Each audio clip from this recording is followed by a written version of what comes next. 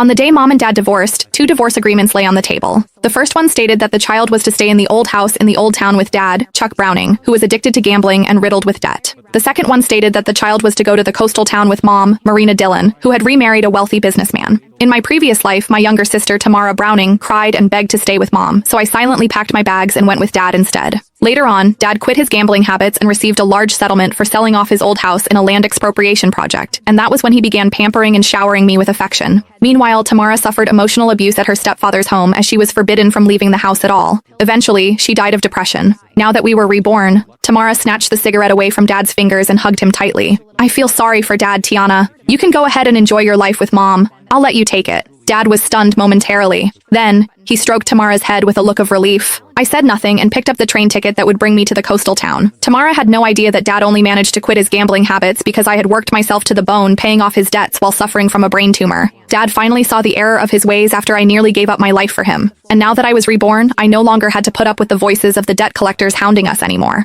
All I wanted was just a good night's sleep. I picked up my worn-out suitcase. Get out of here. Go look for your gold digger of a mother instead, Dad said, waving his hand dismissively at me like I was just an annoying fly. Tamara hid behind him and made a face at me. She mouthed, "Don't come begging me for money the next time you see me." I smiled and said nothing. Instead, I turned around and walked out into the rain, flinching at the cold. I could feel the chill seeping into my bones. It wouldn't make much of a difference wherever I went anyway. I just wanted someplace quiet to spend the last of my days, getting through everything. At least I no longer needed to hear the debt collectors hounding at the door or put up with the horrible stench of cigarettes anymore. Mom's black Mercedes was parked at the entrance to an alleyway. The car windows rolled down, revealing Mom's youthful, well-maintained face. She frowned as she stared at my drenched body, a look of disgust in her eyes. "How did you end up like this? Hurry up and get it. And make sure not to dirty the interior of the car." I opened the backseat door and was just about to enter when she said, "Throw that suitcase into the back." She pointed at my suitcase and said, "That's so filthy. I don't even know what germs it's covered in." I hesitated for a moment. However, I still did as she said and put the suitcase in the trunk of the car. When I finally got back inside the car, I did my best to stay in a corner and take up as little space as possible, not daring to touch the leather seats. The air conditioning in the car had been turned on, but I still felt very cold. "Make sure you behave yourself when we reach that place, Tiana," Mom said, looking at me in the rearview mirror while driving.